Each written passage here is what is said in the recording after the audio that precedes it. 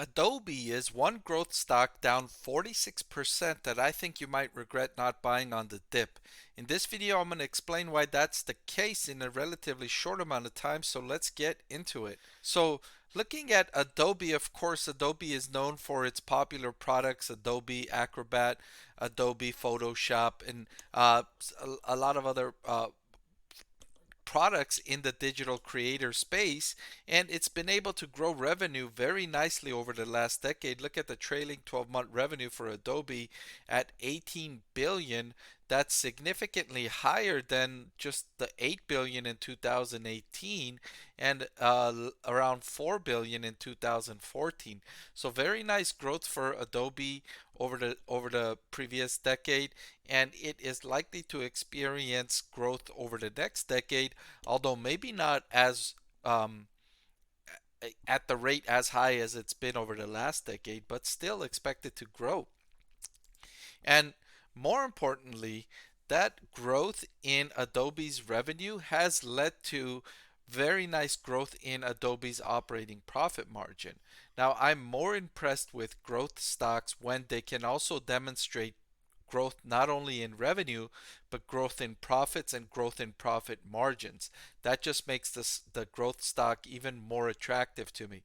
And Adobe is certainly demonstrating growth in profit margins as well as growth in revenue.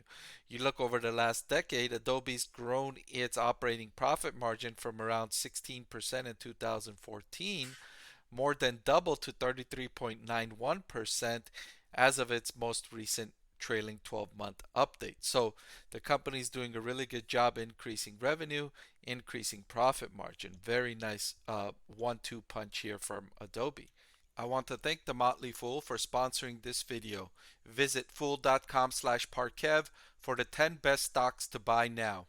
And the last thing I'll highlight why I think you might regret not buying Adobe stock on this dip here is because the decrease in Adobe's stock price has brought the valuation down to relatively attractive territory, trading at a forward price to earnings of 21. It's just about as cheap as it's been, and about half as much as it was trading for around January of right around January of 2022, maybe a little bit before then. It was trading at a forward price to earnings over 40. Now you've got the stock at a forward price to earnings of 21. Now, understandably, the next year is likely to be more difficult for Adobe given the macroeconomic headwinds and fears of an economic recession, enterprises spending less money, creators kind of pulling back a little bit, taking on a more cautious approach. And so all of those macroeconomic slowdown fears are likely to pressure Adobe in the near term. But longer term, the company still has excellent prospects. So right now, because of this pullback, you're able to buy Adobe stock at a relatively attractive valuation at a forward price to earnings of just 21. In fact, that is probably well, not I won't say probably, but that's one of the primary factors that led me to pick Adobe as one of my top 20 stocks to buy in 2023. um, so I certainly like the stock, and I think you might regret not buying it on this dip here. So that's all I've got for this video. I truly appreciate your viewership. I know there's a lot you could be doing with your time, but you chose to step in here and watch this video. I really appreciate it. Now, if you want my full list of my top 20 stocks to buy for 2023, I'm going to link it to this video right here. It's popping up on your screen.